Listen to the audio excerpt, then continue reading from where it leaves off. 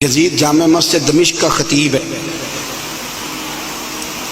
یزید پگڑی باندھتا تھا، جبہ پہنتا تھا، داڑھی رکھی تھی، جمعہ پڑھاتا تھا۔ پتہ ہے آپ لوگوں کو کہ نہیں؟ اب چل گیا پتہ؟ ہاں نہ تو کرے نہیں یار، پتہ چل گیا؟ یزید جبے والا آدمی تھا، اس نے حج بھی پڑھائے ہیں۔ تو امام حسین اس کے خلاف کیوں نکل آئے؟ جی بچے سارے شہید کرا دیے۔ یہاں تو جس کو صورت اخلاص نہیں آتی وہ بھی کہتا ہے مولوی کو ٹھیکیدار ہے دین کا، ہمارے خلاف بات کرتا ہے۔ بھئی یزید جامع مسجد دمشق کا خطیب، خطبے دینے والا، بلکہ امام حسین 10 محرم کو خطبہ دینے لگے کہ مجھے کیوں قتل کر رہے ہو؟ تو ابن سعد کہنے لگا حسین لمبی تقریر نہ کر، ہمارا جمعہ لیٹ ہو رہا ہے، میں نماز پڑھنی۔ یعنی ابھی حضور کے اہل بیت کو قتل کریں گے اور ابھی کہیں گے اللہم صلی علی محمد وعلی آلہ، اس طرح کے مسلمان تھے۔ یزید تو بھائی جمعہ پڑھانے والا بندہ تھا، بڑا شاندار خطبہ دیتا تھا۔ امام حسین کیوں نکلے اس کے خلاف؟ سارے خطبے امام حسین کے۔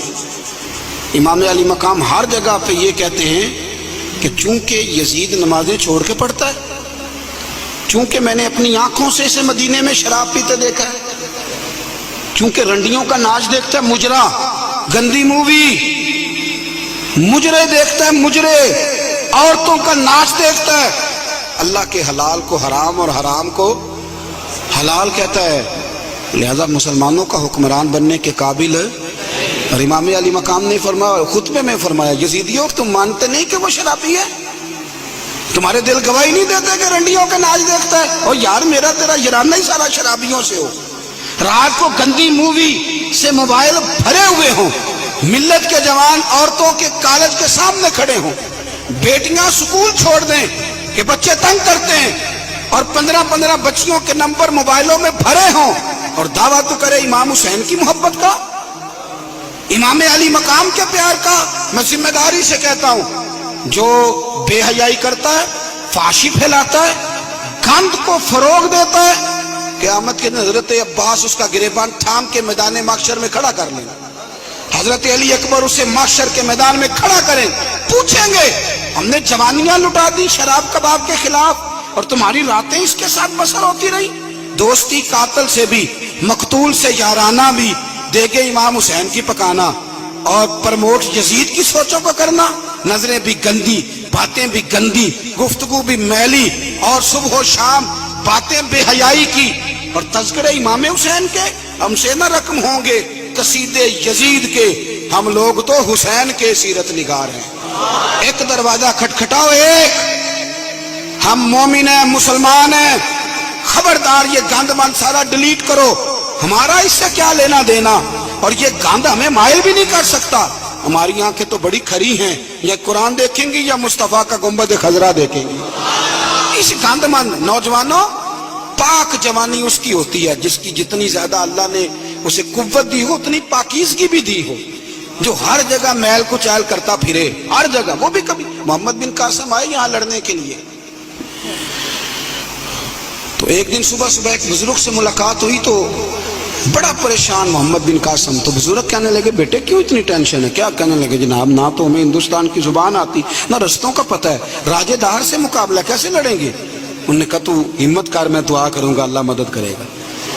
چند دنوں کے بعد محمد بن قاسم پھر اس بزرگ سے ملے تو بڑے حشاش بشاش۔ بزرگ کہنے لگے کیا بات ہے، بڑے خوش ہو؟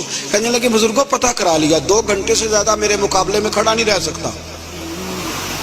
جوانوں جاگ کے سننا، 2 گھنٹے سے زیادہ کھڑا نہیں رہے گا۔ کہا کیوں؟ کہنے لگے میں نے پتہ کرایا ہے، وہ نظر کا گندا ہے، اس کی تو ماموں کی بیٹیاں اس کی نظر سے نہیں بچتی، گندا ہے نظر کا، پھپھو چچا اور خالہ کی بیٹی کو بھی تاڑتا ہے، راجہ دار گندا ہے، گندے لوگ میدانوں میں ٹھہر نہیں سکتے، 2 گھنٹے کے بعد بھاگ جائے گا۔ میں 17 سال کا جوان ہوں، چڑھتی جوانی ہے، پر اگر زبان پر کوئی چیز جاری رہتی ہے تو مصطفیٰ کریم کے دین کے ترانے جاری رہتے ہیں۔ یہ کیا بات ہوئی کہ مسلمان ہو، کلمہ گو، اور وہ کہے جی اوہو بڑا مشکل ہے جوانی میں بچنا؟ کیا مشکل ہے؟ کون کہتا ہے مشکل ہے؟ کس نے کہا ہے مشکل ہے؟ جوانی تو نام ہی پچ جانے کا نام، حوصلے ہی سارے جوانی میں ہوتے۔ اور تیری جوانی پر اقبال نے اپنے بیٹے کو دعا دی تھی، اس نے کہا تھا حیا باقی نہیں ہے زمانے کی آنکھ میں، خدا کرے کہ رہے تیری جوانی بے داغ، خدا کرے کہ اور بھائی کیسے تو کہتا ہے کہ میں ایک منٹ تو عاشق رسول ہے, تو عاشق امام حسین ہے, تیرے اوپر کسی غیر کا رنگ چڑھ جائے, وہ کچا رنگ للاری والا جڑا چڑھدا لیندا رہندا, اے عشق تیرے دا رنگ محمد چڑھ جائے پھر نہیں لیندا. اس لیے حسین والے بنے, حسین والے. ہر یزیدی کے خلاف لڑنا سیکھیں, بات کرنا سیکھیں. چند باتیں عرض کی ہیں. ایک تو سادگی اختیار کریں, دل کی صفائی اختیار کریں, قرآن اور عبادت کی طرف توجہ کریں, اپنے گھروں کو سنواریں, رزق حلال لے کے آئیں. اپنی زندگی آپ یہ نہ سمجھیں کہ میں ایک گھر کو صحیح کر لوں گا تو کیا ہوگا, گھر جب صحیح ہو جائے گا تو معاشرہ بھی صحیح ہو ہی جائے گا, آگے بات بڑھے گی. میں حاضر ہو گیا تھا آپ کے حکم پر, اور حسب توفیق میں نے کچھ بات بھی کر دی ہے.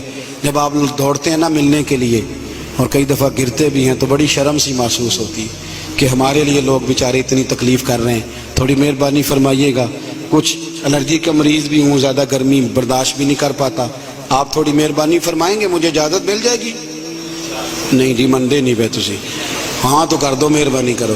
بزرگ آدمی سفید داڑھی والا میری طرح کے گناہگار آدمی کے اگر دوڑ کے ملنے آتا وہ گر جاتا ہے, اور پیچھے ہٹو پیچھے ہٹو. وہ لوگ بھی دیکھنے والے کہتے ہیں کس طرح کے لوگ ہیں, سیانا بیانا بندہ ملنے آیا اور اس نے ہاتھ ہی نہیں ملایا. میں زیادہ دور نہیں رہتا, گھنٹے سوا کے فاصلے میں, جس نے ملنا ہو جمعرات کو آ جائے, انشاءاللہ کھانا بھی کھلاؤں گا, عصر کے وقت آ جائے, اللہ خیر کرے گا. شوق جو ہے ملنے کا, تو شوق تو پانی لوڑ نہیں ہڑا نو راہ براں دی, شوق تو رستے سارے آسان کر دیتا ہے. اللہ آپ کو جزائے خیر دے, لیکن یہ ادھم پھیل نہیں مچائیے گا. اللہ آپ کو ہمیشہ آباد فرمائے. آخر دعوانا الحمدللہ. سلام پڑھیں گے.